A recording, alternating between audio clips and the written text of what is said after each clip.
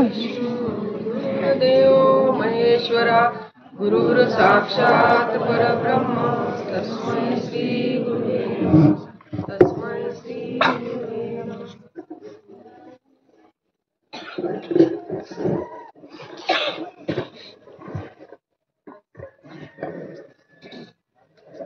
महाशिवरात्री वैष्णव मेळावा विश्वात्मकेश्वर महादेव मंदिर मासळवाडी श्री क्षेत्र पावन क्षेत्र मासळवाडी येथे आजची हा आपली पहिली सेवा आहे। तर महाशिवरात्री नाही का म्हणतो आपण, म्हणजे आता काल तो अभंग आले म्हटलं नाही का, शिव भोळा चक्रवर्ती आणि त्याचे पाय माझे चित्ती, वाचे वदता शिवनाम क्रोध काम, आणि धर्म अर्थ काम मोक्ष शिवदेव कथा प्रत्यक्ष, एका जनार्दनी शिव निवारी कळी काळाचा देव। आता हा अभंगाचा बघा कसा आहे, म्हणजे शिव भोळा चक्रवर्ती। आता शिव कसा आहे, तो भोळा आहे आणि तो कसा आहे, चक्रवर्ती आहे। भोळ्यांचा भोळा आणि चक्रवर्ती आहे। अजून तो चक्रवर्ती म्हणजे कसं असतं की त्याला कोणी शह देऊ शकत नाही, म्हणजे त्या म्हणतात ना सार्वभौम राजा चक्रवर्ती, त्याला कोणी विरोध करणारा कोणी ह्या विश्वात कोणी नसतो, असा हा चक्रवर्ती। आणि तो कुणाचा आहे, भोळ्यांचा चक्रवर्ती आहे। बघा विचार करा, चक्रवर्ती हाय पण कुणाचा आहे, भोळ्यांचा चक्रवर्ती आहे।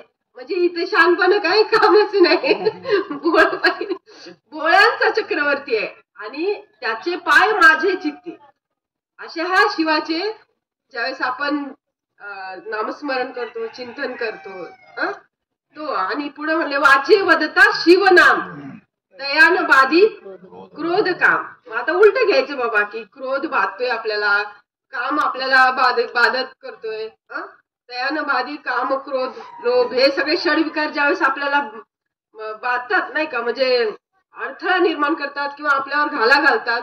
कधी घाला घालतात, वाचे वदता तयान बाधी, त्याला बाधत नाहीत। कुणाला बाधत नाहीत, जो ज्याच्या मुखामध्ये सतत शिवनाम आहे। आणि हा शिव कसा आहे, चक्रवर्ती आहे। कुणाचा आहे, भोळ्यांचा चक्रवर्ती आहे।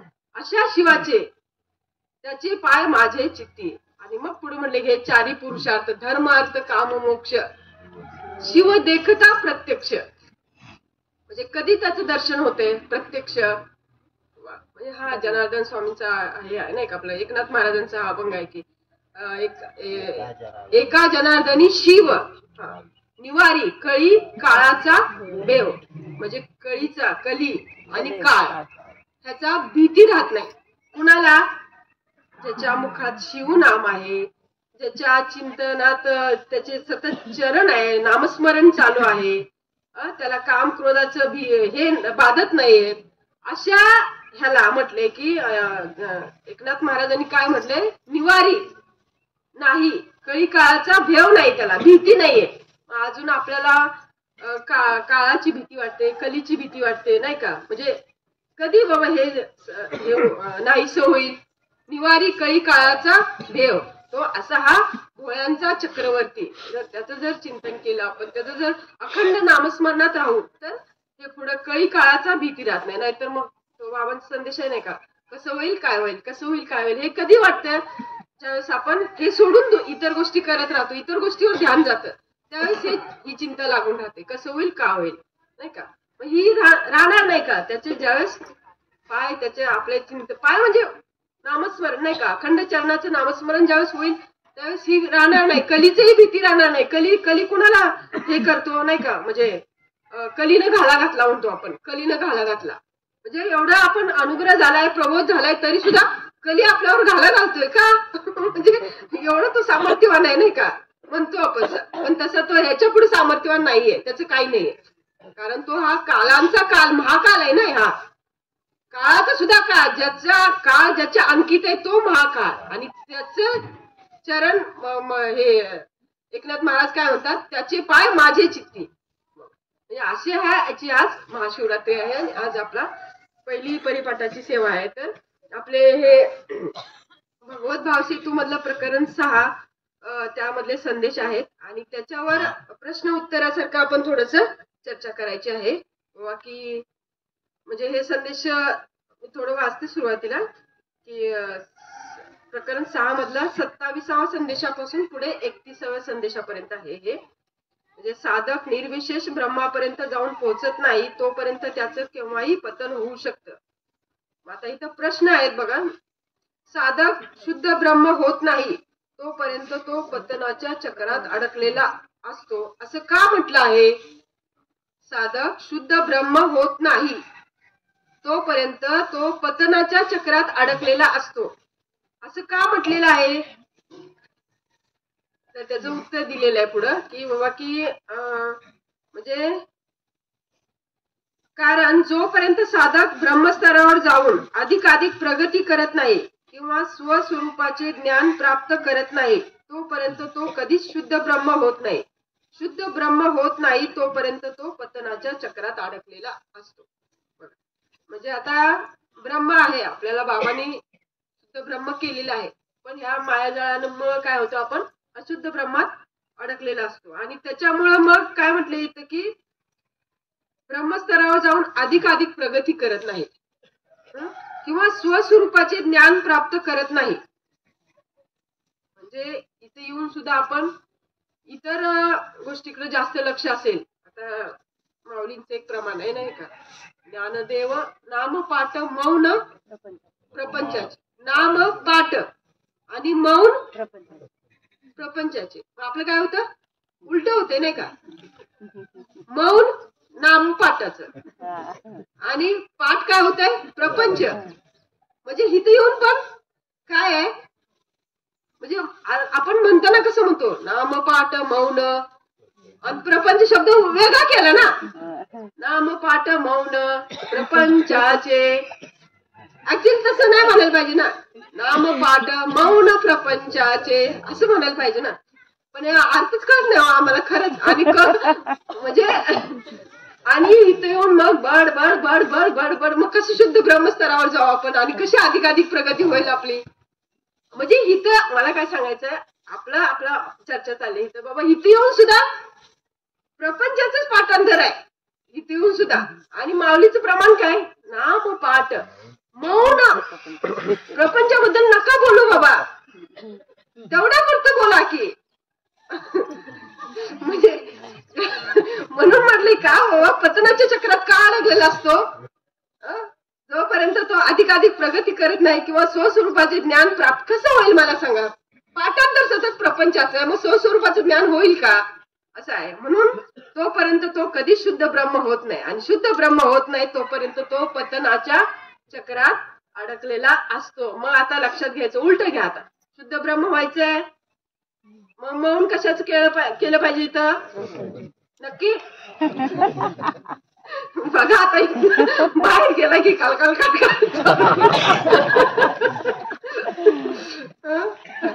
आता प्रत्येकाने लक्ष ठेवा. आता दुसरा प्रश्न बघा. साधकाचा नेहमी भाव काय असावा.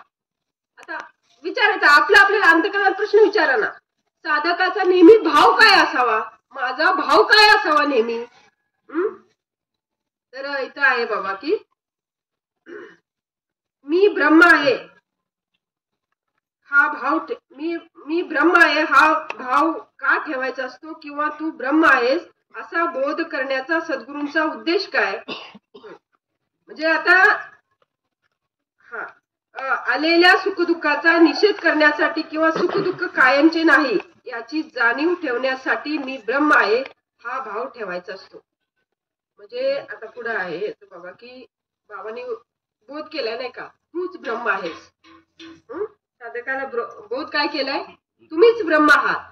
मग आता इथं म्हटलंय बाबा की मी ब्रह्म आहे हा भाव का ठेवायचा असतो आणि तू ब्रह्म आहेस असा बोध करण्याचा सद्गुरूंचा उद्देश काय. उद्देश काय त्यांचा. तर पुढे उत्तर दिलंय की आलेल्या सुखदुःखाचा निषेध करण्यासाठी किंवा सुखदुःख कायमचे नाही याची जाणीव ठेवण्यासाठी मी ब्रह्म आहे हा भाव ठेवायचा. नाहीतर मग काय होतं की मी ब्रह्म आहे मी ब्रह्म आहे मी ब्रह्म आहे म्हणत राहिलो तर मग म्हणजे हा भाव तेवढ्या पुरताच ठेवायचा आहे, कायमचा नाहीये. तेवढ्या पुरता म्हणजे कधी काही सुखदुःख आलं असेल त्यावेळेस ह्या सुखदुःखाची जाणीव होऊ नये आपल्याला, तेवढ्या पुरता हा भाव ठेवायचा की मी ब्रह्म आहे. मी ब्रह्म आहे म्हटल्यानंतर ब्रह्माला काही लागतच नाही, सुखी लागत नाही, दुःखी लागत नाही. नैनम छिंदंती शस्त्रानी नैनम दहती पावका न चे, म्हणजे त्याला वारा हलवू शकत नाही, अग्नी जाळू शकत नाही, असं ते ब्रह्म आहे नाही का.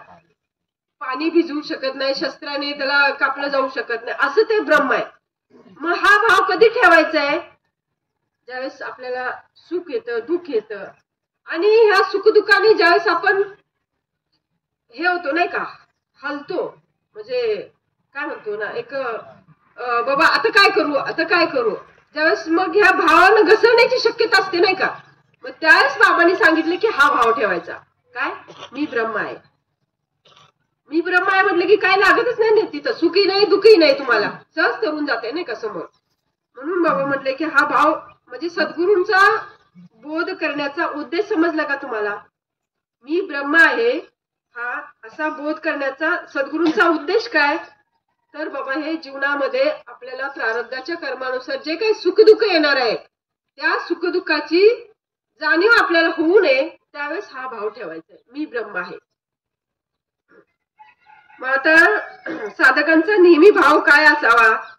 साधकांचा नेहमी मी साधक किंवा सेवक आहे हाच भाव असावा. म्हणजे नेहमी भाव काय असावा आणि मी ब्रह्म आहे हा भाव कधी असावा हे लक्षात ठेवा.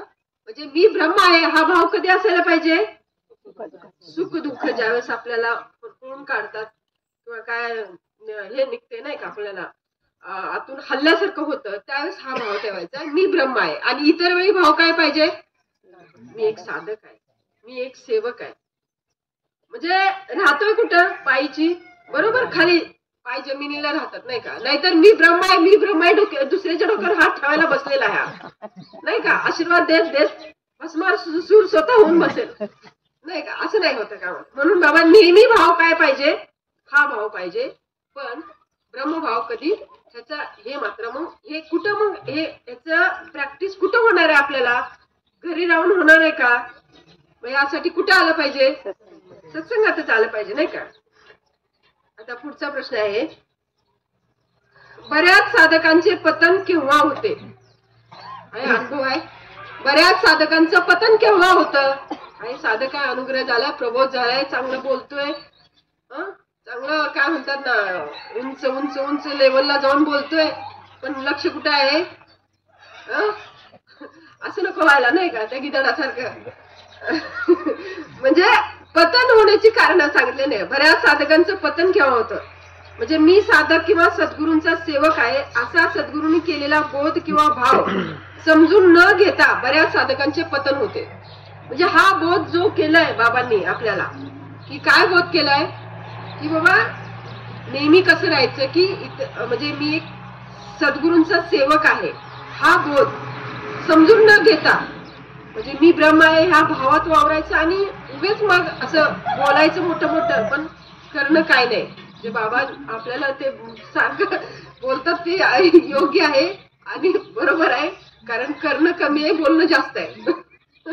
त्याच्यामुळं म्हणजे पतनाची शक्यता अशा लोकांची जास्त असते. आणि जे कसं असतं बोलत नाहीत पण करणं जास्त असते, गप राहून आपलं योग्य बरोबर करत असतात. म्हणजे बाबा स्वतःचं उदाहरण सांगतात नाही का, म्हणजे 12 वर्ष मी काय बोलत नव्हतो, म्हणजे एका ठिकाणी ऐकत राहायचं नाही का, म्हणजे कोणाच्या लक्षात पण यायचं नाही आणि बाकी लोकांची धुंबळ काय उडायची दर्शनासाठी, त्याच्यासाठी मी पुढं तू पुढं असं, बाबा आले बाबा आले बाबा आले, म्हणजे भाव तेवढ्या पुरताच भाव, म्हणजे किती माझं प्रेम आहे बाबांच्यावर, म्हणजे हा दाखवण्याचा भाव आहे नाही का, पण प्रत्यक्ष करण्याचा भाव. मग अशा लोकांचं पतन झालेलं आज आपण बघतोय नाही का. इथं म्हटलंय बाबा की एक सेवक किंवा साधक म्हणून राहिलं आणि आचरणाकडे जास्तीत जास्त लक्ष दिलं तर पतनाची शक्यता होत नाही. आणि इथं म्हटलंय की हा भाव समजून न घेता जर असं वावरत असेल तर त्याची पतनाची शक्यता जास्त आहे. मग आता साधक शुद्ध ब्रह्मापर्यंत केव्हा जाऊन पोहोचतो. पुढचा प्रश्न आहे की साधक शुद्ध ब्रह्मापर्यंत केव्हा जाऊन पोहोचतो. आध्यात्मिक गुरुच्या कृपेने साधकाची जेव्हा भौतिक प्रकृतीवर स्वामित्व गाजवण्याची इच्छा नाहीशी होते तेव्हा साधक शुद्ध ब्रह्मापर्यंत जाऊन पोहोचतो. बघा, आध्यात्मिक गुरुच्या कृपेने साधकाची जेव्हा भौतिक प्रकृतीवर स्वामित्व गाजवण्याची इच्छा नाहीशी होते तेव्हा साधक शुद्ध ब्रह्मापर्यंत जाऊन पोहोचतो. आता ब्रह्म बाबांनी बोध केला नाही का आपल्याला, मीच ब्रह्म आहात. पण पुढे पुढे काय होतं की असं बोलायला येतं हे येतं आणि तो असं भौतिक प्रकृतीवर स्वामित्व गाजवण्याची म्हणजे काय म्हणतात ना, जगाचा मालक व्हायचा प्रयत्न करत असतो. हा, बाबांचं एक प्रकरण आहे, जगाचा मालक होण्यापेक्षा देवाचा नोकर व्हावं. पण ते काय होतं माहितीये का, जगाचा मालक माझ्यासारखा मीच आणि मालक होऊन बसतो आणि स्वामित्व गाजवण्याचं म्हणजे मी स्वामी आहे आणि तुम्ही सेवक आहात हा भाव निर्माण होतो नाही का त्याच्यामध्ये. आणि त्याच्यामुळे मग हे होतं नाही का. आता इथं काय म्हटलंय की ही इच्छा जी आहे ना ही आध्यात्मिक गुरुच्या कृपेनं नाहीशी होते. ही स्वामित्व गाजवण्याची इच्छा ज्यावेळेस आध्यात्मिक गुरुच्या कृपेनं नाहीशी होते तेव्हा तो शुद्ध ब्रह्मापर्यंत जाऊन पोहोचतो. म्हणजे आता शुद्ध ब्रह्मापर्यंत जायचंय नव्हे आपल्याला, जायचंय ना. नाहीतर मग म्हणजे इतर ना सोडावं, बाहेर सुद्धा मग आपला सुद्धा कधी कधी नाही, इतर लोक माळकरी नसतात बरं का. म्हणजे सर्वसामान्य लोकांना हा विषय माहित नसतो, त्यांच्या काळात माळ नसते. पण आपला भाव काय असतो त्यावेळेस थोडस म्हणजे एक समान लेवलचा भाव असायला पाहिजे ना बाबा, की ठीक आहे तुम्ही माळकरी आहे, तुमच्याकडे नाम आहे, अनुग्रह आहे, पण शेवटी तुमच्यातला आत्मा आणि त्याच्यातला आत्मा सारखाच आहे नाही का. त्याला कमी लेखण्याचा काय अधिकार नाही आपल्याला नाही का. हा, आपण विषय सांगू, त्याला समजावून म्हटलं त्याच्या भाग्यात असेल घेईल तो, नाही तर सोडून द्या. पण त्याला कमी लेखण्याचं किंवा त्याला कमी दर्जाचं असं समजण्याचं काय हे नाही ना. हा भाव नकोय ना आपल्याला. म्हणजे स्वामित्व गाजवण्याची जी इच्छा निर्माण होते, आपल्याला चांगदेव महाराजांचं सुद्धा उदाहरण घेता येईल नाही का. म्हणजे एवढा तो मेलेलं मुर्दा जिवंत करायचा, पण भौतिक प्रकृतीवर स्वामित्व गाजवण्याची वृत्ती कुठे गेली होती का, आध्यात्मिक गुरुची कृपा नव्हती नाही का. वाघावर बसून त्या सापाचा शेपूट करून म्हणजे ह्या भौतिक प्रकृतीला त्यानं आपल्या कवच घेतल्यासारखं केलं होतं नाही का. आणि ज्यावेळेस माऊलीची कृपा झाली त्यावेळेस त्याला समजून आलं की बाबा मी एवढा म्हणजे 6-6 महिने झोपलेले मुर्दे जिवंत करणारा, स्वतःला श्रेष्ठ समजणारा, आणि त्या माऊलीने म्हणजे त्या काय म्हणतात ना, ते हा 1400 वर्षाचा आणि माऊली 14 वर्षाची असतील, त्यांनी ही जड भिंत चालवली नाही का. म्हणजे जे की निसर्गाच्या विरुद्ध आहे. म्हणजे हे माझ्या पुढे मी जे समजतोय ते काहीच नाहीये. त्यावेळेस त्याला ते समजलं नाही का. म्हणजे बाबा हे कधी होईल, म्हणजे काय काय लोकांना आपण चांगदेव आहे हे पण समजत नाहीये, असं पण आहे माहितीये का. म्हणजे चांगदेव आहे हे समजलं तर कदाचित सुधारणा तर होईल. चांगदेव महाराजांची सुधारणा झाली ना, नंतर माऊलीची कृपा झाल्यानंतर सुधारणा झाली नाही का. आज काय लोकांना चांगदेव आहे हे पण समजत नाहीये, कुशाल चांगदेवासारखे स्वामित्व गाजवत बसतात, असं आहे. समजलं का. म्हणजे ही वृत्ती नाहीशी कधी होते, आध्यात्मिक गुरुच्या मार्गदर्शनाने, त्यांच्या कृपेने. मग आध्यात्मिक गुरुची कृपा कुठे होते, सत्संगात होते. घरी होते का नाही ना. बाबांनी मागच्या आठवड्यात सांगितलं ना बाबा की तुम्ही हे भगवत भाव वाचाल, हे वाचाल, पण ही जी चर्चा आहे ती घरी कुठे चर्चा आहे तेव्हा नाही ना. त्याची फोड कुठे होते तेव्हा घरी. मग इथं कृपा ही इथंच होते, मग इथंच आलं पाहिजे यासाठी. पुढे आता सामान्य माणसं अधिक संकटात का सापडतात, प्रश्न आहे ना. सामान्य माणसं अधिक संकटात का सापडतात, कारण सामान्य माणसाला जास्त संकट आले की देवाचा धावा करायचा आणि देवाकडे काय पण मागत बसायचं, म्हणून तो अधिक संकटात सापडतो. सामान्य माणसांचं काय, संकट आली की कुणाचा धावा करायचा, देवाचा धावा करायचा आणि काय पण मागत बसायचं. आणि मग आता काय पण मागितल्यानंतर काय होणार, देव देणार त्याला. हा मागतोय नाही का, धावा कुणाचा करतोय, देवाचा मागतोय, काय पण मागतोय. आता त्याला तिथं विवेक जागृत नाही बाबा. संकट आली त्याला माहित नाही, देवाचा धावा करायचा आणि काय पण मागत बसायचं. देवा असं असं उदी, देवा माझं एवढं संकट जाऊ दे, देवा ठीक आहे जाऊ दे संकट, पण पुढचं काय आहे ते मला विचारू नकोस. पुढचं जी काय त्याच्यापेक्षा जास्त संकट येणार आहे ते काय मला विचारू नको. एवढं छोटस संकट आहे ते जर सहन केलंस तर पुढे तू रिकाम होशील मार्ग. पण नाही, त्याला कळत नाही ना. तेवढ्याशा छोट्याशा संकटाला सुद्धा त्याचा धावा करतो आणि काय पण मागत बसतो. म्हणजे काय म्हणतात ना ते माणसाची आता मागत बसणं ही मुळातच चूक आहे माणसाची. देवाने ना सगळं देऊन पाठवलंय, सगळं देऊन पाठवलंय. त्याच्या त्या फर्स्ट इयर पासून ते बाबांनी सांगितले ना PhD पर्यंत त्याच्या लंगोटी पासून सगळं सगळं दिलंय त्याला. त्यानं मला घालताना सगळं दिलेलं आहे त्याला. हा, हे सगळं पॅक करून बाबा तुला कशाचीही कमतरता पडणार नाही.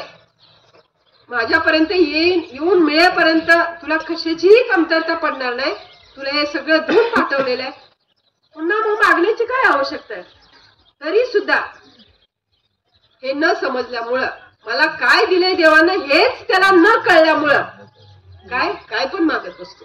आणि ही मागणी ही फाजील वृत्ती आहे. काय मग असं ह्या काय अधिक संकटात का सापडतो? मग सर्वसामान्य माणसं अधिक संकटात का सापडतात? त्याचं उत्तर इथं आहे बघा. म्हणजे काही पण मागत बसायचं, काही मागत बसायचं. शैतानी मागणं ही शैतानी प्रवृत्ती आहे. बघा म्हणून बाबा की हा म्हणजे अधिक संकटात का सापडतात. आता पुढं बघा देवाची नियत काय.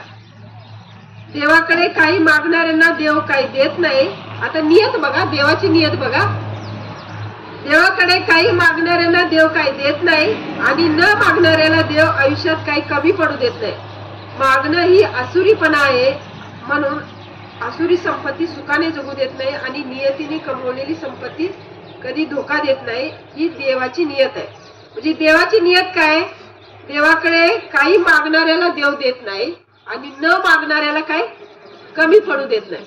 बघा म्हणजे आता मागणाऱ्याला आपलं ते आहे ना बाबा वैराग्यभूषण पुरस्कार कुणाला द्यायचा?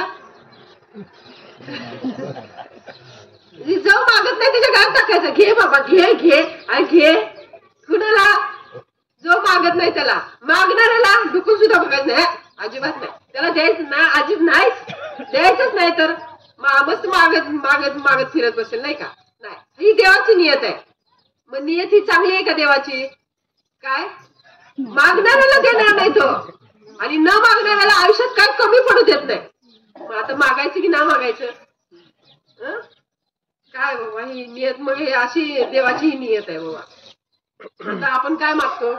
आता पुढे म्हटले मागणं हे आसुरी आहे. आसुरी. मग पुढे पण अजून म्हटले की आसुरी संपत्ती सुखाने जगू देत नाही. मागणं हे आसुरीपणा आहे नाही का? म्हणजे काय पण मागा तुम्ही, हे आसुरीपणाच आहे. म्हणजे काय आसुरीपणानं जे काय मिळेल ती संपत्ती कशी आहे? आसुरी संपत्ती आहे. आणि आसुरी संपत्ती सुखाने जगू देत नाही नाही का? धोका देते नाही का? आता आपण म्हणतो नाही का बाबा एवढं सगळं करतोय तरी सुख नाही, एवढं सगळं करतोय तरी सुख नाही. अरे पण तुझी मागणी संपव ना. मागणं संपवलं तर आसुरी संपत्ती जाईल, आसुरी गुण जाईल ना तुझा. आसुरी गुण गेला तर दैवी गुण येईल तिथं. आणि दैवी गुणाचं काय म्हणजे मागणंच नाही काय तिथं. बघा उलट जायचं. मग ही देवाची नियत आहे. मग देवाची मग आता ही जर आपल्याला नियत जर देवाची नियत जर पटत असेल तर मग तो आपल्याला आपल्या मागच आहे. घ्या काहीतरी मागा, काहीतरी मागा. तुकाराम महाराजांना सारखं माग फिरायचं ना. अरे तुकाराम काहीतरी माग माझ्याकडं. मला काही कमीच नाही तर मी काय मागू? काहीतरी माग. शेवटी तुकाराम महाराजांनी तुला द्यायचंच आहे ना.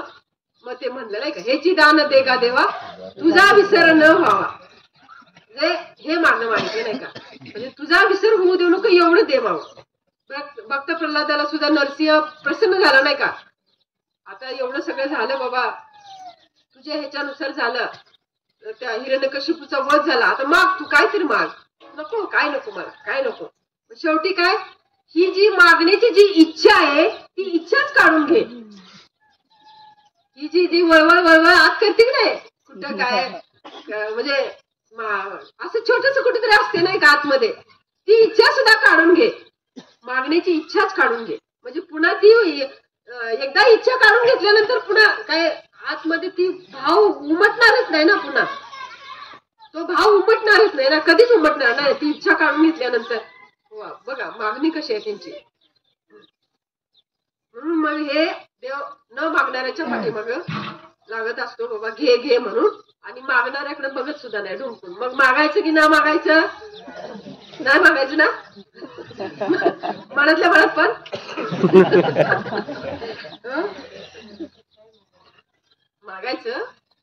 साका मिळू दे. पुढे बघा आता, माणसं देवाच्या नियतीने वागतात का? आता देवाची नियत समजली. मग आता पुढचा प्रश्न आहे, माणसं वागतात का देवाच्या नियतीनं? आता म्हणत असतील वर्ण आम्ही काय मागत नाही, आम्ही काय मागत नाही, पण आतल्यात आहे ना काहीतरी.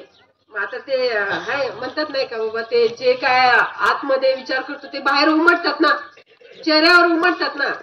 मग तुम्ही मागताय की नाही मागताय ते दिसतंय. म्हणजे त्या ब्रह्मांडात ते विचार पसरतात ना, तुमच्या आतले विचार त्या ब्रह्मांडात पसरतात ना, मग त्यानुसार ते ब्रह्मांड तसं ते हे करत असते.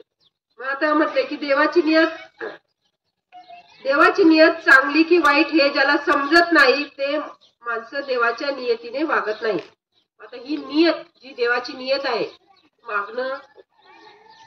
मागणाऱ्याला देव देत नाही, न मागणाऱ्याच्या पाठीमागे लागत असतो. आणि ही जी नियत आहे हे ज्याला समजत नाही मग ती माणसं मागत बसतात, नाही का. आता पुढे बघा, तरुणपण केव्हा आठवायला लागतं? आता म्हातारे माणसं म्हणतील तरुणपणाला विचारून काय, तरुणांना विचारून काय उपयोग आहे? काय तरुणपण केव्हा आठवायला लागतं?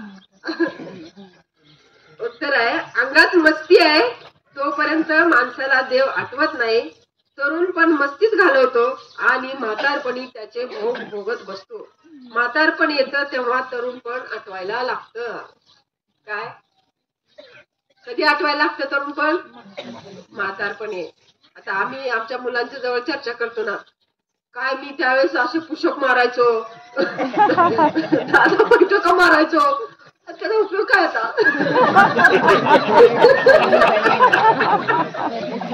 आता सिद्धांत सांगू नये त्याचा उपयोग काय.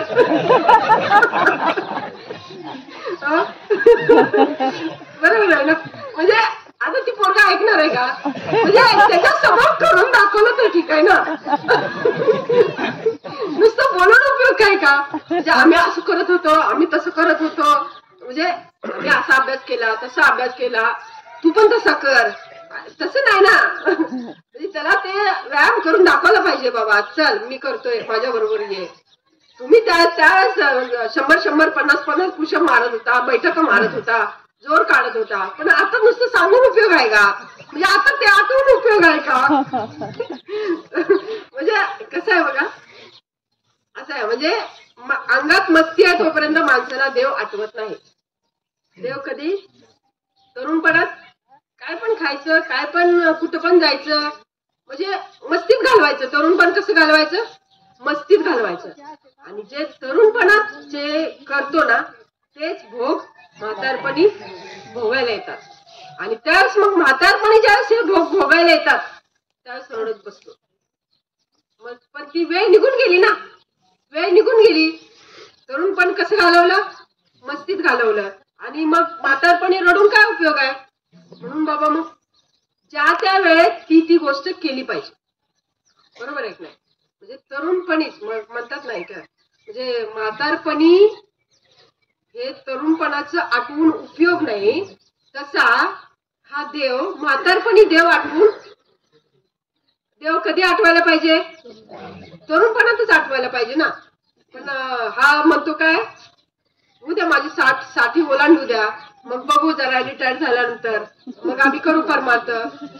हा त्यावेळेस ते खोबऱ्याच्या काय दालपण बसलेली असतात, नाक गळत असते, शेंबूड गळत असते, डोळ्यातनं कानाने ऐकायला येत नाही, त्यावेळेस तो कसा परमार्थ करणार? तरुणपण घालवलं मस्तीत, आणि आता म्हातारपणी हे साथ देत नाही, इंद्रिय साथ देत नाहीत बघा. आणि मग देव कसा आठवेल त्यावेळेस? म्हणजे हा कधी करण्याचा विषय आहे? तरुणपणातच. देवदेव कधी करायचा? तरुणपणातच हा विषय समजून घ्यायचा आहे आपल्याला. म्हातारपणी करू म्हटलं तर नाही. नाहीतर आज बघा, म्हणजे सत्संगला तुम्ही म्हणाल चला बाबा आता रिटायर झालोय, आता काय काम नाही मला, आता आम्ही नंतर येतो, मुलांचं जरा रुटीनला लागलं की पुन्हा सत्संगला येतो, पुन्हा कार्यक्रमाला येतो. नाही ना, पुन्हा इंद्रिय साथ देत नाही, पाय साथ देत नाहीत, बसायचं म्हणलं इथं मांडी घालून 2 तास तरी जमत नाही. आणि मग तरुणपणात आता काम आहे, वेळ मिळत नाही, नाही होत आहे ना. मग असं जर तरुणपणात जर असा वेळ वाया घालवला तर म्हातारपणी सुख मिळेल का? म्हातारपणी नाही ना. मग म्हटलंय बाबा की त्या वेळेत ती गोष्ट केली पाहिजे. आता बघा बाबाने मी सांगायचं नाही का, म्हणजे म्हातारपणी लग्न करून मुलं होतील का? तिथे कसं आपण घाई गडबड करतो, 20 झाली, 22 झाली, 23 झाली, 24 झाली, लग्न करायला पाहिजे, शोध लगेच, कुठं मुलगी कुठं मुलगा, लगेच फटाफट इकडं फोन कर तिकडं फोन कर, कुठं स्थळ जुळतंय का? का वेळ निघून चालल्या, लग्न कधी करतोय? तरुणपणात. आणि देवदेव म्हटलं की म्हातारपण. हा हे उलटच आहे सगळं नाही का? म्हणजे असं आहे, म्हणजे बाबा म्हणतात ना, जसं तरुण म्हणजे म्हातारपणी देव आठवून देव हे त्याचे काय म्हणतात ना, ते आपल्याला हे मिळणार नाही, त्याचा आनंद जो आहे तो म्हातारपणी मिळणार नाही देव आठवून. जसं म्हातारपणी लग्न करून काय मुलं होणार नाहीत, तसं म्हातारपणी देव करून साध्य होणार नाही. आपल्याला जे साध्य करायचंय ते साध्य होणार नाहीये. त्यासाठी तरुणपणामध्येच या गोष्टी केल्या पाहिजेत नाही का? म्हणून बाबा की काय म्हटलंय की तरुणपण अंगात मस्ती आहे तोपर्यंत माणसाला देव आठवत नाही. तरुणपणात मस्ती घालवतो आणि म्हातारपणी त्याचे भोग भोगत बसतो. म्हातारपण येतं तेव्हा तरुणपण आठवायला लागतं. आता इथं म्हटले नाही का बाबा की म्हणजे आता ह्या परमार्थिक माणसांना तसं बघितलं तर म्हातारपण नाहीच आहे नाही का? म्हातारपण नाहीच आहे, परमार्थिक माणसाला नाहीच आहे. त्याची कालांतराने किंवा पुढे आहे तो प्रश्न की जसं जसं परमार्थिक माणसाचं वय वाढत जातं तशी तशी त्याची किंमत वाढत जाते. किंमत मग त्याला कुठे म्हातारपण येतं? सदा तरुण आहे, सदा तरुण नाही का? म्हणून इथं हा पुढे आता बघा, माणसाला मरण केव्हापर्यंत येत नाही. माणसाला मरण केव्हापर्यंत येत नाही. आहे नाही उदाहरण बघतो नाही का आज आपण, तरुणपणात केलेली मस्ती वजा झाल्याशिवाय माणसाला मरण येत नाही. मग आता तरुणपणात काय काय करायचं बघा, मस्ती करायची का देवदेव करायचा, म्हणजे मरण नाही का? आता इथं आपण अर्थ असं घेऊया की म्हणतो नाही का आपण, देहभाव गेला पाहिजे, देहभाव गेला पाहिजे, आत्मभावावर स्थिर झालं पाहिजे. देहभाव गेला म्हणजे मरण, देहभावाचं मरण. म्हणजे आता इथं म्हटलंय माणसाला मरण केव्हापर्यंत येत नाही. तरुणपणात केलेली मस्ती वजा झाल्याशिवाय माणसाला मरण येत नाही. म्हणजे ही जी मस्ती आहे का नाही, म्हणजे मस्ती म्हणजे समजून घ्या बाबा की हे सोडून, साधू संतांचे विचार सोडून, साधू संतांचं जे काय मार्ग आहे तो सोडून इतर ज्या काही गोष्टी करायच्या ती मस्तीमध्ये जमा होते. नामाशी विनमुक्तो नर पापिया. जे काय कराल मग तिथं दानधर्म असू द्या, सात्विक कर्म असू द्या, काय पण असू द्या, मग ते सगळं पापामध्येच आहे. बाबा लवकर मरण यायचं असेल तर हे आपल्याला तरुणपणातच देव आठवला पाहिजे. म्हणजे आपण देहभावावरून आत्मभावावर स्थिर होऊ. माणसाची आध्यात्मिक प्रगती केव्हा होते? माणसाची आध्यात्मिक प्रगती केव्हा होते? तरुणपणी ज्याला देव आठवतो त्याचीच आध्यात्मिक प्रगती होते. काय म्हटले?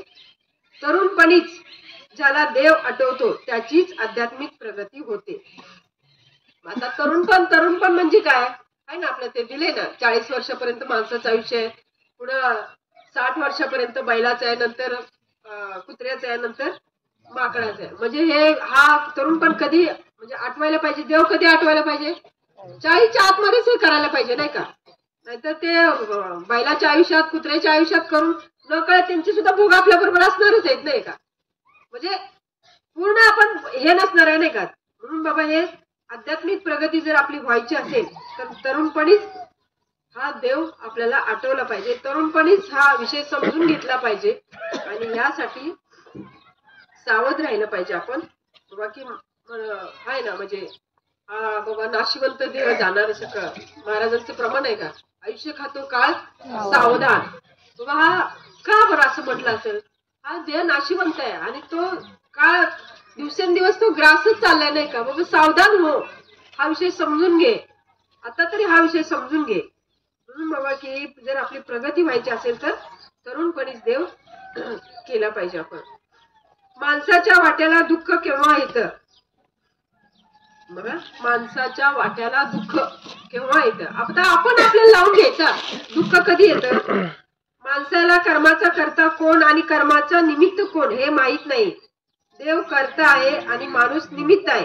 मग आपल्याकडून होणारे कर्म कोणाच्या सत्तेने होतात हे समजून सुद्धा कर्तृत्व आपल्याकडे घेतो आणि कर्मबंधनात सापडतो आणि तिथेच फसतो, माणसाची फसगत होते म्हणून तो दुःखी होतो. माणसाच्या वाट्याला दुःख कधी येतं? आता कर्माचा कर्ता कोण आहे? देव आहे नाही का? आणि निमित्त, कर्माचा निमित्त म्हणजे माणूस नाही का? आणि माणूस निमित्त आहे. कर्ता देव आहे आणि माणूस हे निमित्त आहे नाही का? मग आपल्याकडून होणारे कर्म हे कोणाच्या सत्तेने होते? देवाचे होते नाही का? देवाच्या सत्तेने होते.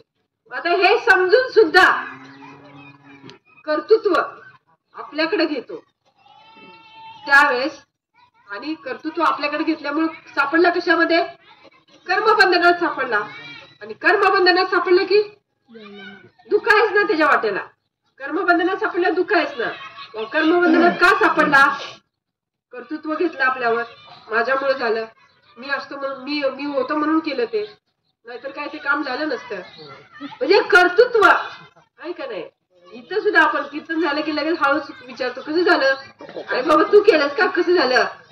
म्हणजे हा भाव कसं जात नाही का? सूक्ष्म आहे नाही का? कसं झालं? लगेच फोनवरनं किंवा व्हॉट्सअपवरनं कसं झालं असं. हा भाव, कर्तृत्वाचा भाव जोपर्यंत जात नाही तोपर्यंत मग हे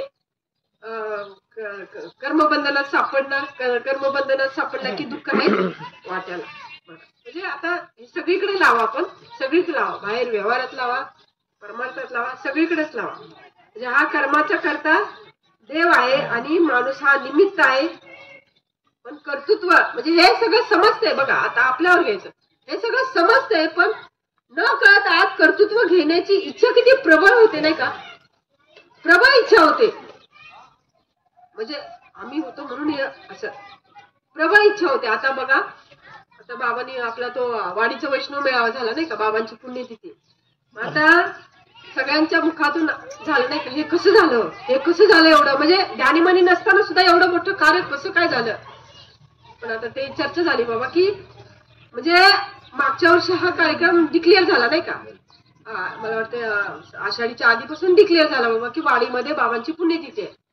जेव्हापासून डिक्लेअर झाला तेव्हापासून सुदर्शन चक्र तिथं कार्य करत होत. आपण महाभारतातलं घेतो बाबा, पांडवांचं म्हणजे त्यांचं बाण जायचं आधी हा भगवंताचं सुदर्शन चक्र जाऊन तिथं आधी कार्य करायचं आणि नंतर बाणाने असं वाटायचं की त्याच्या अर्जुनाच्या बाणाने तो मेला, भीमाच्या गदेने तो मेला. पण ऍक्च्युली तर हा बघणारा होता ना तिथं बरबरीक. तसं वाडीचा वैष्णव मेळावा आपण म्हणतो ना की एवढं भव्य दिव्य वैष्णव मेळावा ध्यानीमानी नसताना कसं काय सगळं ऑटोमॅटिक ते अरेंजमेंट होत होती नाही का? आपल्या ड्रेस कोडची म्हणा, बाकी सगळ्याचीच तिथं ते कसं ते चक्रव्यूह तयार झालं होतं. बघतानाच असं वाटते की हे आपण कुठं पृथ्वीवर नाही असं वाटतंय, ह्या ग्रहावर कुठं ते स्वर्गात वैकुंठात कुठं आहे काय माहित नाही. पण ते कसं काय झालं असेल? म्हणजे तेव्हापासून ते सुदर्शन चक्र तिथं कार्य करत होतं. त्या राजा कथाई आम्हाला 2-3 वेळा म्हणाले की हे जमीन, ही वावर म्हणे असं मोकळं नसते, नेहमी इथं काहीतरी पीक असते, इथं ऊस असतोय किंवा काहीतरी असते. पण ह्या वर्षीच असं काय झालं म्हणे तिथं वावर रिकामं राहिलं, आम्हाला माहित सुद्धा नाही ना आमच्या ध्यानीपणी पण नाही की इथं हे वावर रिकामं कसं काय राहिलंय. बघा म्हणजे कार्य आधी कोण करत होतं तिथं जाऊन? हे सुदर्शन चक्र आधी जाऊन तिथं कार्य करते. हे जर माहित झालं तर कर्तृत्वपणा येईल का आपल्याकडे? नाही ना. सगळं तू करतोय, फक्त ते आपल्याला दिव्य दृष्टी ना आपण बघण्याचा प्रयत्न करत नाही. बाबांनी ती दिव्य दृष्टी दिलेली आहे आपल्याला, फक्त आपण पाहायचा प्रयत्न करत नाही. तर असं आहे. मग असं जर दिव्य दृष्टी प्राप्त झाली तर कर्तृत्वपणा येणार नाही, आणि कर्तृत्वपणा नाही तर कर्मबंधनच नाही आहे ना कुठलं. सापडण्याचं दुःख येण्यास, माणसाला दुःख येण्याचा काय प्रश्नच नाही ना. माणसाला दुःख, प्रश्न काय आहे, माणसाच्या वाट्याला दुःख केव्हा येतं? तर याचं हे आहे, कर्मबंधनात केव्हा सापडतो? कर्तृत्वपणा स्वतःकडे घेतो तेव्हा तो कर्मबंधनात सापडतो. आता देवाचं आवडीने भजन का करायचं? ऐक ना, देवाचं आवडीने, आता झालं ना सकाळपासून आपलं आवडीने भजन टाहो पडत होतो नाही का? ओम नमः शिवाय, ओम नमः शिवाय, आवडीने भजन करत होतो नाही का? का करायचं आवडीने भजन? उत्तर आहे, पाप पुण्य करून घ्यायचं देवाच्या हातात आहे आणि पाप पुण्यातून सांभाळून न्यायचं हे सुद्धा देवाच्याच हातात आहे. म्हणून त्याचं आवडीने भजन करायचं. म्हणजे पाप पुण्य करून घ्यायचं सुद्धा त्याच्या हातात आहे आणि त्याच्यातून सांभाळून घ्यायचं सुद्धा त्याच्याच हातात आहे. सोपून द्यायचं त्याच्यावर. म्हणजे पाप पण नको आपल्याला आणि पुण्य पण नको. म्हणजे बाबा सांगतात ना, तुमच्या प्रत्येक कृतीतून पाप होतंय, पुण्य होतंय, पण तुम्हाला त्याचा काही त्रास नाहीये का? तुम्ही त्याच्या पलीकडे गेलेले. तुम्ही पुण्यवान पण नाही आणि पापी पण नाही. तुम्ही कोण आहात? भाग्यवान आहात, भाग्यवंत आहात तुम्ही, कारण त्याच्या पलीकडे गेलेलं आहे. म्हणून बाबा की हे त्याचं आवडीनं भजन करायचं. कारण या पाप पुण्यातून सांभाळून नेणारा पण तोच आहे. म्हणजे आता बाबा उदाहरण नेहमी देतात नाही का, झाडांचं वृक्ष संवर्धन करताना एक झाड लावताना बाकी किती आपण गवत किंवा छोटे छोटे किडे मुंगे मारत असतो नाही का, ते आपोआपच ती क्रिया होते नाही का, म्हणजे आपोआपच ते पाप होते नाही का तिथं. मग आता ते जर आपण लावत बसलो स्वतःला, बाबा एक झाड लावलं पण माझ्याकडून पाप किती झालं, हे जर स्वतःवर घेतलं, मी झाड एक लावलं, तर बाबा तू ते बाकीचं पण तूच मारलं. मग ते म्हणतो झाड तू लावलं म्हणलंस तर बाकीचं पण क्रिया तुझ्याकडनंच झाली. म्हणजे पुण्य पण झालं, पाप पण झालं. म्हणजे पुण्यापेक्षा पापच जास्त झालं. म्हणून इथं म्हटलंय बाबा की आवडीनं भजन का करायचं, तर ह्या पाप पुण्यातून तो आपल्याला सांभाळून नेतो. प्रभू रामचंद्र, आता पुढे बघा, प्रभू रामचंद्र मारुती रायावर प्रसन्न होऊन कोणता व का आशीर्वाद दिला. तू चिरंजीवी होशील, तू चिरंजीवी होशील. एखाद्या वेळेस माझे नसेल पण प्रत्येक गावात तुझं मंदिर असेल. तुझी भक्ती करेल ती माझीच भक्ती असेल. तू ज्याच्यावर प्रसन्न होशील त्यावर माझी कृपा दृष्टी असेल. म्हणजे प्रभू रामचंद्र मारुती रायावर प्रसन्न होऊन कोणता व का आशीर्वाद दिला. कोणता आशीर्वाद दिला? तू चिरंजीवी होशील. एखाद्या वेळेस माझं नसेल पण प्रत्येक गावामध्ये तुझं मंदिर असेल. आहे का नाही? प्रत्येक गावामध्ये कुठे छोटं वाडी असू द्या, मारुतीचं मंदिर आहेच तिथं. तुझी भक्ती करेल ती माझीच भक्ती असेल. हा वर दिलाय नाही का, प्रसन्न होऊन. तू ज्याच्यावर प्रसन्न होशील त्याच्यावर माझी कृपा दृष्टी असेल. हा म्हणजे भक्ताला किती हे दिले नाही का, वर प्रसन्न होऊन प्रभू रामचंद्राने. म्हणजे तू ज्याच्यावर प्रसन्न असशील मारुती, त्याच्यावर माझी पण कृपा दृष्टी असेल. आणि पुढे म्हटलंय की हा वर प्रसन्न होऊन हा आशीर्वाद दिला नाही का, हा आशीर्वाद दिला. आणि हा का दिला आशीर्वाद? पुढे म्हटले हेच आशीर्वाद का दिला बाबा, कोणता आशीर्वाद दिला? म्हणजे प्रसन्न होऊन हा प्रभू रामचंद्र मारुती रायावर प्रसन्न होऊन हा वर दिला आणि आशीर्वाद दिला. आणि का दिला म्हटलंय, त्याचं व्हायचं कारण सांगितले. हा आशीर्वाद का मिळाला मारुती रायांना, त्याचं कारण आहे बाबा की म्हणजे रावणाच्या लंकेत जाऊन मारुतीने लंका दहन केली असे आपण म्हणतो, बरोबर. म्हणजे ग्रंथात सुद्धा ऐकतो, पण प्रत्यक्षात मारुतीराय हे कर्तृत्व स्वतःकडे घेत नाही. काय म्हणतात, मारुतीने लंका दहन केली हे प्रभू रामचंद्रानं समजले तेव्हा ते म्हणतात, का रे मारुती, तू सर्व लंका जाळून खाक केली, खरं आहे का? खरं आहे ना? खरं आहे का? तेव्हा मारुती काय म्हणतात, हे मी केलं नाही. काय? हे 5 जणांनी मिळून केलं. आता हे 5 जण कोण? पहिला आहे त्या तुमच्यावरची निष्ठा. 5 जण, सीतामाईचा संताप, रावणाचं पाप, विभीषणाचा राम जप आणि माझा बाप वायू. त्या रावणाच्या पापाने माझ्या शेपटीला चिंध्या गुंडाळून आग लावली. कुणी? रावणाच्या पापानं. म्हणून लंकेत फिरू लागलो. तेव्हा जोरात वायू वाहू लागला, त्यामुळे आग भडकली आणि लंका जळून भस्म झाली. यात माझा काय संबंध? माझा काय संबंध आहे? आणि बघा आता, म्हणजे प्रभू रामचंद्राने आशीर्वाद का दिला. आता एवढं मोठं कार्य करून आला तो, आणि शेवटी काय म्हणतो, यात माझा काय संबंध? आता आपल्यावर घ्यायचं, आपल्यावर घ्यायचं. बाबा नसते त्यावेळेस आपण एखादी अशी वैष्णव विवाह करून येतो, त्यावेळेस किती बडाया मारतो नाही का, बाबा असं झालं, बाबा तसं झालं, असं केलं आम्ही, तसं झालं, असं नियोजन केलं, तसं नियोजन केलं. आणि हे मारुतीराय काय म्हणतात, त्यात माझा काय संबंध? म्हणजे स्वतःला किती आलिप्त करून टाकलं, माझा काय संबंध आहे याच्यात. रावणाच्या पापाने ते आपोआप झाली क्रिया. रावणाच्या पापाने ते माझ्या शेपटीला चिंध्या गुंडाळल्या, माझा बाप वायू वाहू लागला जोर जोरात, आग भडकली आणि फिरू लागलो म्हणे. आणि त्यात म्हणजे हे 5 जण आहेत ना, बिभीषणाचा राम जप आहे, सीतामाईचा संताप आहे, आणि या सगळे मिळून कारणीभूत ठरले त्याला. त्यात माझा त्याचा काय संबंध नाहीये. कर्तृत्व स्वतःकडे घेतलं नाही ना, नाही का. म्हणून आता हे असं उत्तर ऐकून प्रभू रामचंद्र काय म्हणतात, तू चिरंजीवी होशील बघा. आणि एखाद्या वेळेस माझं नसेल पण प्रत्येक गावामध्ये तुझं मंदिर असेल, तुझी भक्ती जो करेल, तू ज्याच्यावर प्रसन्न होशील त्याच्यावर म्हणजे माझी सुद्धा कृपा दृष्टी असेल. म्हणजे बघा, म्हणजे आता सिद्धांत काय याच्यातून की कर्तृत्वाचा त्याग केल्यास किती लाभ होतो विचार करा. कर्तृत्वाचा त्याग केल्यास पण आपण तेवढ्याशा छोट्याशा काय म्हणतात ना, एक भ्रामिक सुख किंवा भ्रामिक तो आनंदच म्हणूया, भ्रामिक आनंदासाठी कर्तृत्वाचा त्याग करायला मागत नाही आणि एवढ्या मोठ्या पुढच्या लाभाला मुक्तो आपण, असं आहे बघा. समजलं का. म्हणजे बाबा प्रभू रामचंद्रांनी का आशीर्वाद आणि कोणता आशीर्वाद दिला. आता पुढे म्हणले की प्रभू रामचंद्र कोणत्या जीवावर दया, कृपा आणि प्रेम करतात. तर इथं तो मनाचा श्लोक सांगितलाय की मनी होऊन या सांडून या सर्व देवा, सदा सर्वदा आचरे नीच सेवा. गुरुच्या घरी झाडीतो सारवितो, मला गमे भूतलेचा रवितो. न जावे जपाशी तपाशी, न जावे काशी, न जावे गयेशी. गुरु चिंतने दिन कोठे न जावे, विकाल सदा पाय श्री गुरुचे पाहावे. म्हणजे अशा जीवावर प्रभू रामचंद्र काय करतात, दया, कृपा, प्रेम. म्हणजे हे सगळं अहंकार सोडून ते आता काय म्हणले, सदा सर्वदा आचरे नीच सेवा. आता नीच सेवा म्हणजे कसं बाबा, की पायची वाहन पायी बरी. म्हणजे बाबा ही सेवा मला वाटायला आपल्या ह्याच्यात टाकलं नाही का, पत्रावळ्या उचलणं आहे का नाही, म्हणजे वाढणं, पत्रावळ्या उचलणं, म्हणजे असे काही ही नीच सेवा नाहीये. तो एक भाव आहे, तो एक भाव आहे. सेवा सेवाच आहे, प्रत्येक ही सेवा आहे, पण तो एक भाव आहे.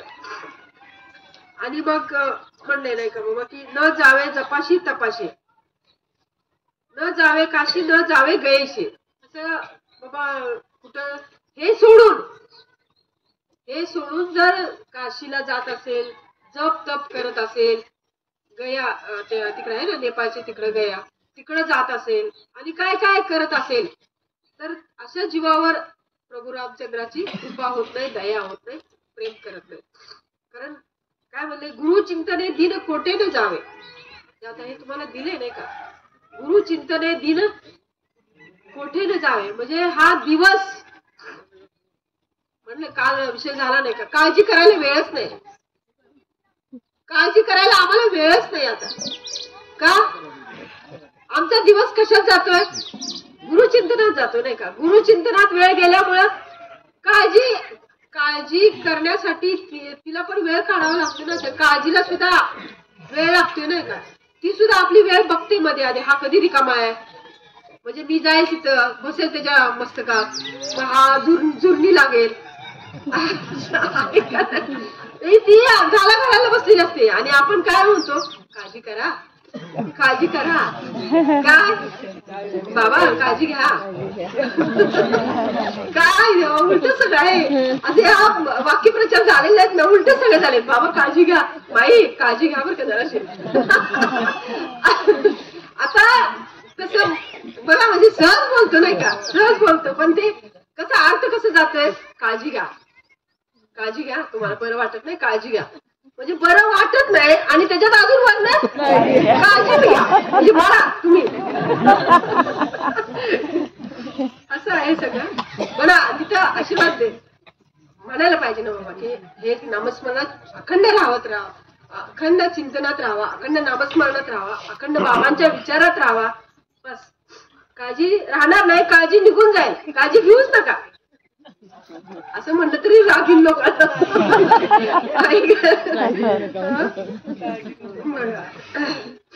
म्हणून आता पुढे बघा, म्हणून हिताचं आई वडील पण सांगतात.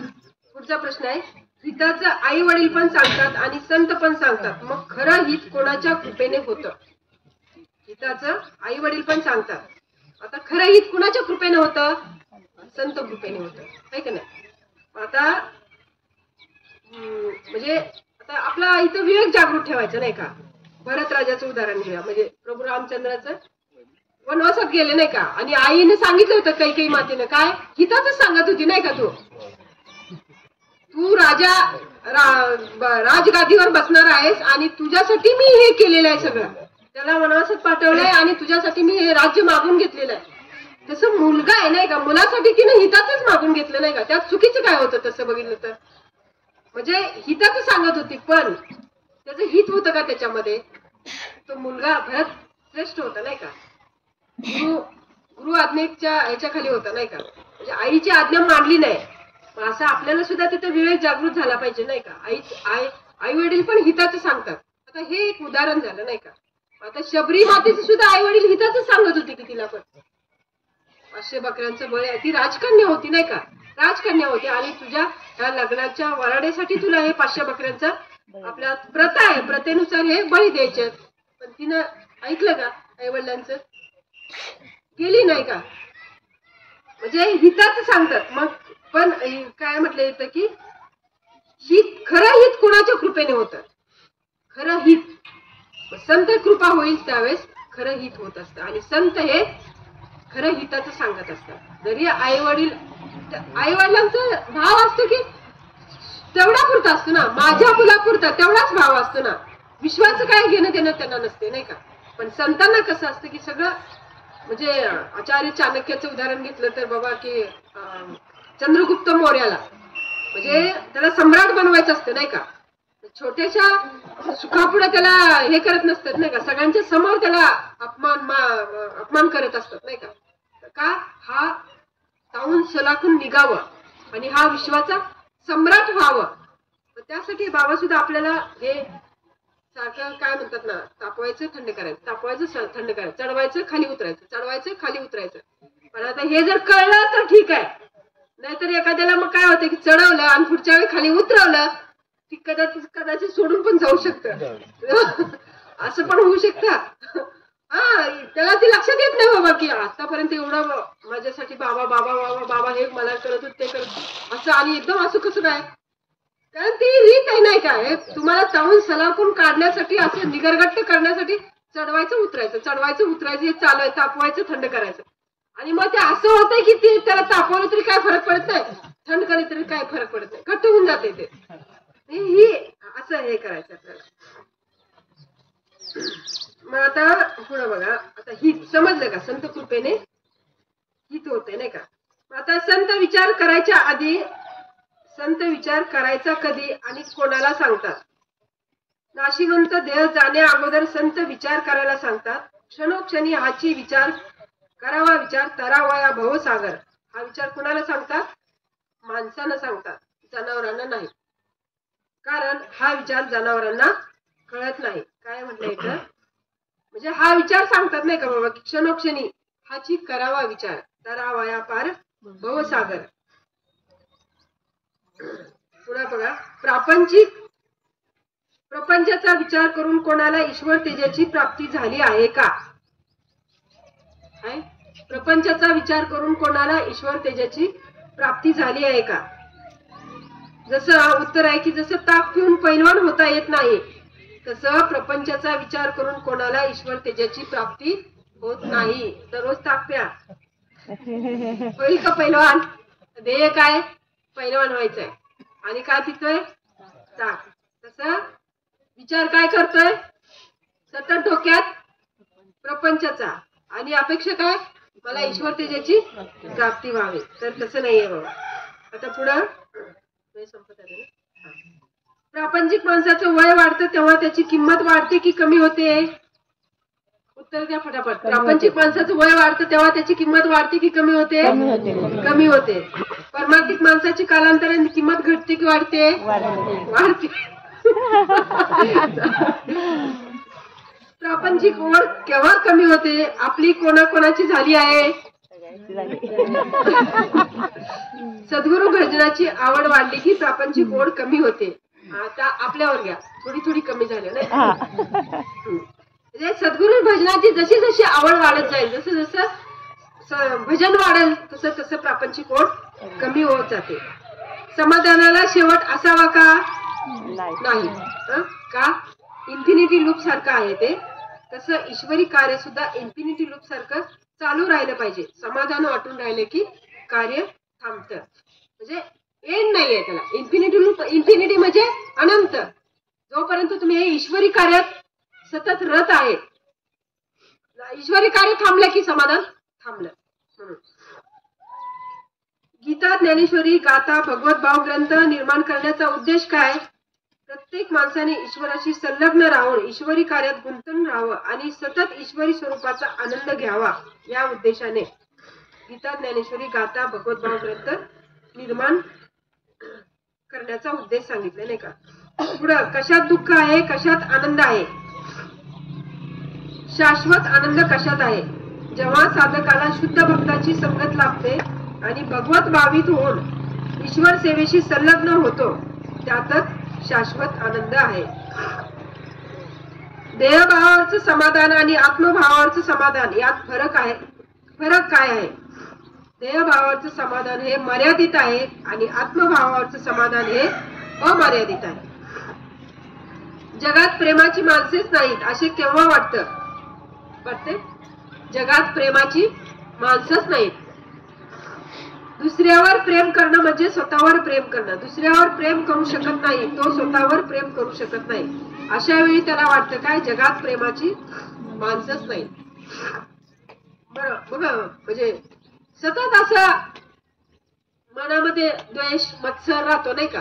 काय वाटतं त्याला? हे काय सगळी माणसं अशीच आहे ती, असं म्हणतो, नाही का? सगळी माणसे अशीच आहे ती, अशीच म्हणण्याच्या ह्याच्यात काय, ह्याच्यावर कोण प्रेम करत नाही. म्हणून याला काय वाटतं? सगळी माणसं, अरे बाबा ते राहू दे. इथं काय म्हटलंय? दुसऱ्यावर प्रेम करणे म्हणजे स्वतःवर प्रेम करणं.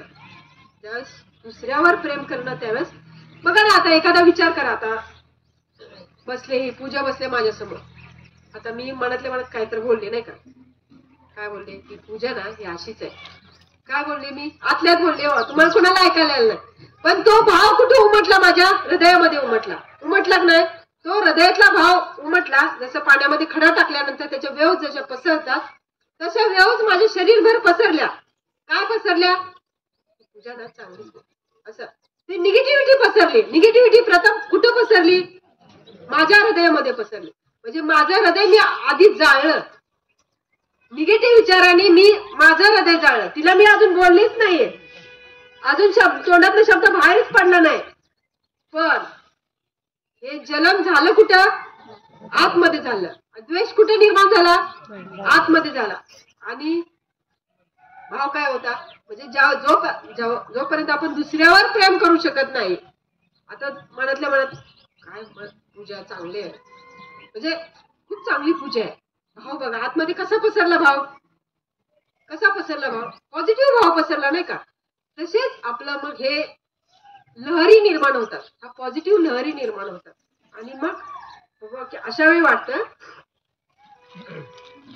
जग आणि जगदीश भिन्न नाहीत हे कसं पटवता येईल. आता थोडा आपण याचा हे बघू. जग आणि जगदीश हे कसं भिन्न नाहीत. म्हणजे आता हे बघा, शरीरामध्ये आपला हे सिस्टीम आहेत, नाही का? म्हणजे संस्था आहेत, श्वसन संस्था आहे, पचन संस्था आहे, रक्ताभिसरण संस्था आहे, मज्जा संस्था आहे, अशा एक 5-7 संस्था आहेत, नाही का?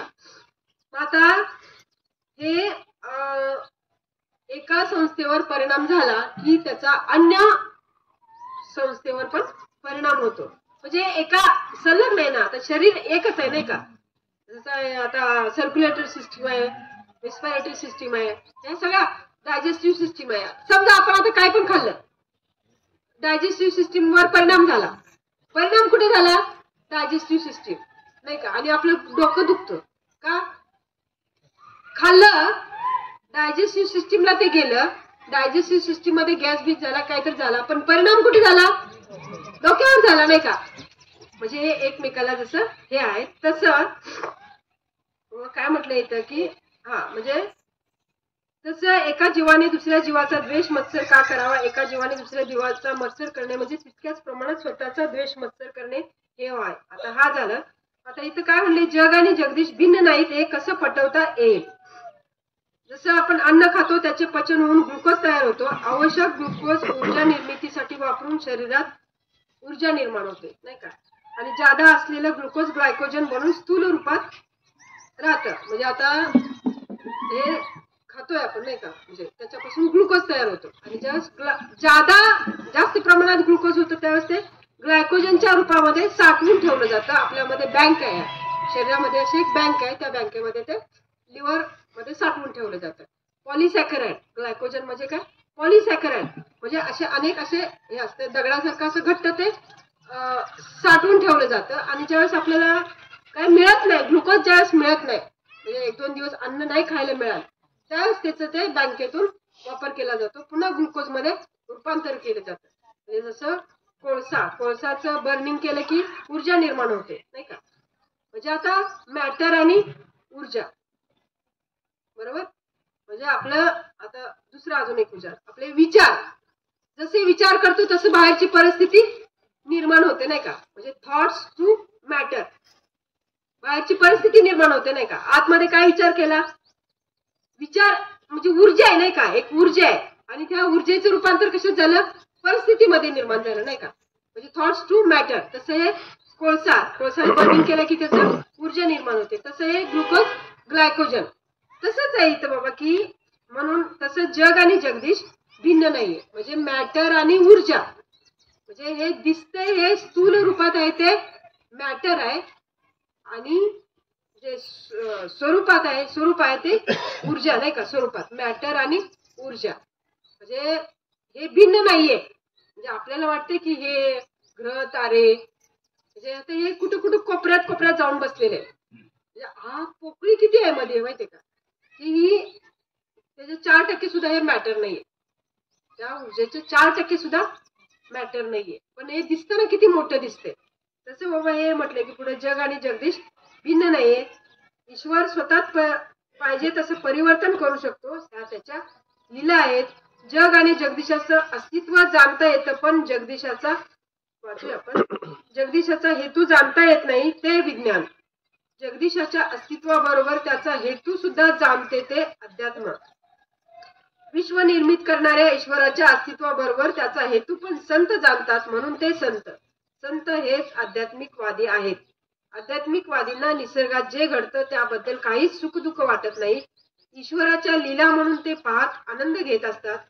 महाभारतात युद्धात जे घडलं ते ईश्वरी लीला म्हणून पाहणारा बर्बरी होता, म्हणून युद्धात त्याला लाभ हानी काहीच वाटत नव्हतं. आम्हाला सुद्धा बर्बरी होऊन राहण्याचं ज्ञान सद्गुरू श्रीपाद बाबांनी दिलं आहे. ईश्वराबद्दल प्रत्येकाच्या कल्पना वेगवेगळ्या आहेत. प्रत्येक जण आपापल्या कल्पनेप्रमाणे ईश्वराला जाणत असतो. प्रत्येकाचा मेंदू सारखा असला तरी कल्पना वेगळ्या आहेत. म्हणून ईश्वर कसा आहे, केवढा आहे याचं उत्तर एका वाक्यात सांगायचं म्हटलं तर ज्याच्या त्याच्या कल्पनेप्रमाणे आणि कल्पने इतका आहे. म्हणून बाबा सांगतात चांगला आणि बारीक विचार करा. ईश्वराचे अस्तित्व आणि मोठेपणा ओळखा. ईश्वराची सत्ता आणि त्याचे अस्तित्व नाकारणं ही एक भयानक आणि विध्वंसक अंधश्रद्धा आहे. काय म्हटलं इथं की बर्बरीक होऊन राहण्याचं ज्ञान कुणाच्या बोधातून होतं, तुम्हाला ते झालं आहे का. उत्तर आहे इथं भयानक आणि विध्वंसक अंधश्रद्धा कशाला म्हटलं आहे. ईश्वराची सत्ता आणि त्याचे अस्तित्व नाकारणं ही भयानक आणि विध्वंसक अंधश्रद्धा आहे. असं या 5 संदेशावर असे प्रश्न होते. आपण इथे थांबतोय आता. कुंडली कवरदा हरी विठ्ठल श्री ज्ञानदेव पंडित भगवान की जय. देव देश आणि धर्मासाठी विश्वात्मके देवे.